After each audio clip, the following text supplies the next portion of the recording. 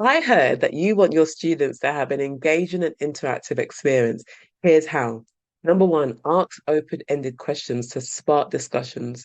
It's not just about talking at them, it's about letting them share perspectives and co-create value together. Number two, use real-world case studies and examples. Help them connect the dots to see how these concepts apply practically in business, leadership, medicine, entrepreneurship, whatever industry that you're in. Number three, have them apply concepts through activities. Experiential learning by doing cements a lesson so much more than pure lecture. And number four, collaborate. Let them teach and guide each other for those light bulb aha moments. Peer sharing reinforces understanding.